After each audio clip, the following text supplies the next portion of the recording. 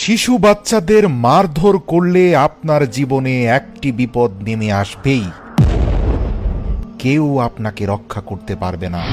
বাচ্চাদের গায়ে হাত তোলা নিয়ে আল্লাহর রাসূল সাল্লাল্লাহু আলাইহি ওয়াসাল্লামের একটি স্পষ্ট সতর্কবার্তা আছে। প্রিয় দর্শক, ভিডিওটি শেষ পর্যন্ত দেখুন, কেননা যাদের বাচ্চা অত্যাধিক দুষ্টুমি করে, অনুগত নয়, বাবা মায়ের কথাবার্তা শুনতে চায় না, তাদের ক্ষেত্রে আল্লাহর রাসূলের পরামর্শ আছে না মেরে একটি বিশেষ আমলের মাধ্যমে ঠিক করা যায়।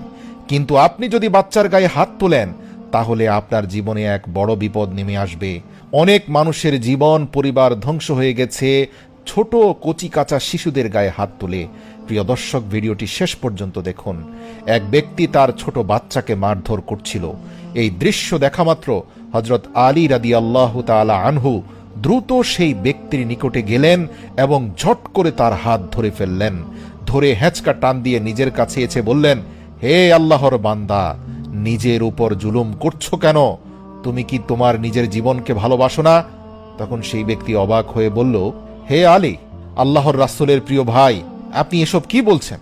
আমি তো এই দুষ্ট বাচ্চাটাকে শিক্ষা দিচ্ছি, নিজের উপর জুলুম করছি কোথায়? তখন হযরত আলী বললেন, আমি দেখতে পাচ্ছি তুমি নিজ হাতে নিজেকে ঘায়েল করছো। ওহে ব্যক্তি, আমি আল্লাহর রাসূল সাল্লাল্লাহু আলাইহি ওয়াসাল্লামকে বলতে শুনেছি, কম বয়সী শিশুর কান্না আল্লাহর অস্তিত্ব ও একত্ববাদের সাক্ষ্য দেয়।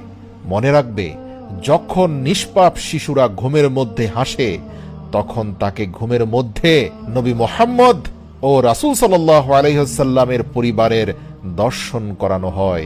হে আল্লাহর বান্দা, এই কথা কখনো ভুলবে না যে যখন শিশুর দেহে রূহ আসে এবং যতদিন সে সমস্ত গুনাহ থেকে নিষ্পাপ থাকে, ততদিন পর্যন্ত আল্লাহর ফেরেশতারা আল্লাহ তাআলার রহমত এবং বরকত সহকারে সেই মাসুম বাচ্চার আশপাশে অবস্থান করতে থাকে। তোমার এই বাচ্চা গুনাহ থেকে পবিত্র, জুলুম থেকে পবিত্র, হিংসা বিদ্বেষ থেকে পবিত্র, সব ধরনের ঘৃণা নিন্দা থেকে পবিত্র। একবার কি ভেবে দেখেছ, এই সকল বিষাক্ত চিন্তা থেকে তুমি নিজে কি পবিত্র? অবশ্যই নয়। ইতিমধ্যে তোমার অন্তর হিংসা বিদ্বেষ দ্বারা কলুষিত হয়েছে, ঘৃণা নিন্দা দ্বারা কলুষিত হয়েছে, হালাল হারাম দ্বারা কলুষিত হয়েছে। কিন্তু এই শিশু নিষ্পাপ। ভেবে দেখো তুমি কি করছো। তুমি একজন পাপী ব্যক্তি হয়ে